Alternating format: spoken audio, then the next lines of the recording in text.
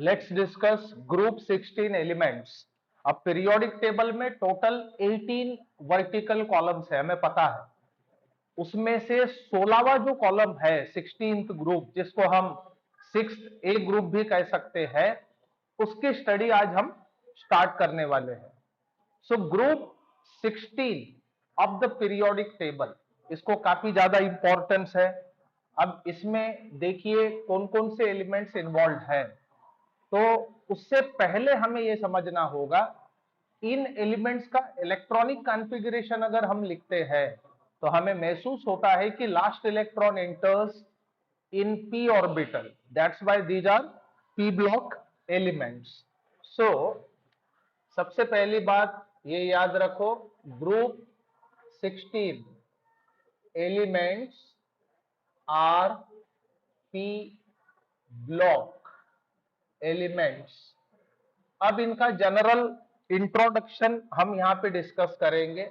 So introduction to the group 16 elements. अब group 16 constitutes oxygen, sulphur, selenium, tellurium and polonium, याद रखना। So this group this group consists of oxygen, उसके बाद sulphur, selenium selenium tellurium and polonium. So these are the elements which are included in group 16। अब जो पहले members है जैसे oxygen, sulphur, selenium, tellurium, इनको कॉमनली चाल्कोजेंस कहा जाता है, याद रखना। So oxygen, sulphur, selenium and tellurium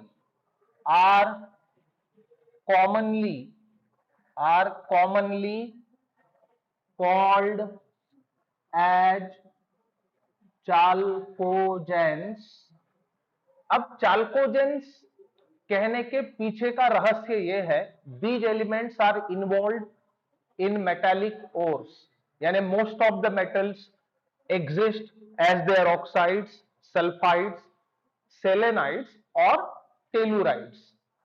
यानी ये जो एलिमेंट्स है these are ore forming, that's why they are named so. So as most of the metals exist as oxides,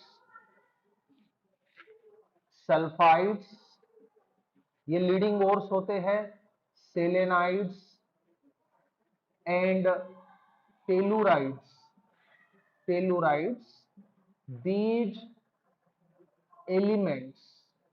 these elements are named as chalcogens, इसलिए इनको चाल्कोजेंस कहा गया है। चाल्कोजेंस का मतलब होता है और फॉर्मिंग, मीन्स और फॉर्मिंग, यानी जो बाकी मेटल्स हैं उनके ओर्स इनके वजह से बने हैं, इसलिए इनको हम चाल्कोजेंस कहते हैं। अब बात करेंगे ऑकरेंस की। So let's discuss occurrence of group 16 elements. अब ग्रुप 16 एलिमेंट को ऑक्सीजन फैमिली भी हम कह सकते हैं। Oxygen happens to be the captain element and it is the highly abundant, याद रखना। So oxygen is most abundant element on earth। So earth में सबसे ज्यादा अबंडेंट अगर कोई एलिमेंट है तो वो ऑक्सीजन है। इट फॉर्म्स अबाउट, याद रखना, it forms about what 46.6% by mass of earth crust, ये एक चीज याद रखो।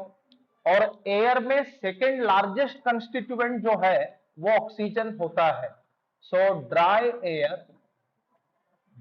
Air consists of 21% by volume of oxygen, यानी नाइट्रोजन के बाद अगर किसी की अबंडेंसी एयर में होती है तो वो ऑक्सीजन की होती है।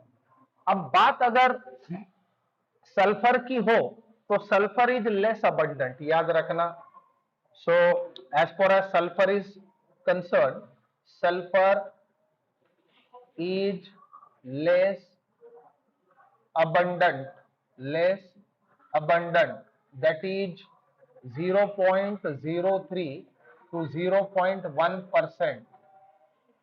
अब कंबाइंड स्टेट में ये सल्फेट, सल्फाइड, जिप्सम, इप्सम, ऐसे इसके फॉर्म्स हम बता सकते हैं। So in combined form it exists as what, sulphates, उसके बाद जिप्सम, उसके बाद इप्सम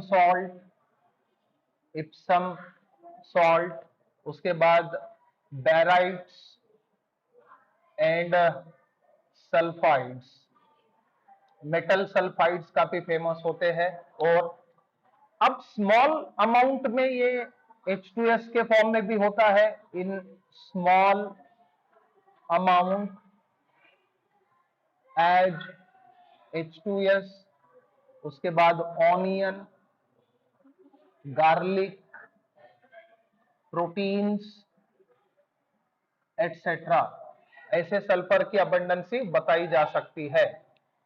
अब सेलेनियम और टेलुरियम जो है वो मेटल सेलेनाइड और मेटल टेलुराइड के फॉर्म में एग्जिस्ट करते हैं, ये भी याद रखने की जरूरत है। So selenium and tellurium exist as metal selenides and tellurides। So metal selenide और metal telluride के फॉर्म में एग्जिस्ट करते हैं। बात अगर पोलोनियम की है, पोलोनियम रेडियो एक्टिव सब्सटेंस है, याद रखना। सो पोलोनियम इज रेडियो एक्टिव। अब पोलोनियम नाम इसका क्यों आया, इसको डिस्कवर करने वाली थी मैडम क्यूरी, जो पोलैंड से बिलोंग करते थे। तो उनके ऑनर में, यानी पोलैंड के नाम से पोलोनियम नाम रखा गया। So it occurs in nature as decay product of what, thorium and uranium, याद रखना। So it occur in nature as decay product of what, thorium, decay product of thorium and uranium और thorium का DK product के तौर पे polonium nature में exist करता है। So it was all about general introduction and occurrence of group 16 elements।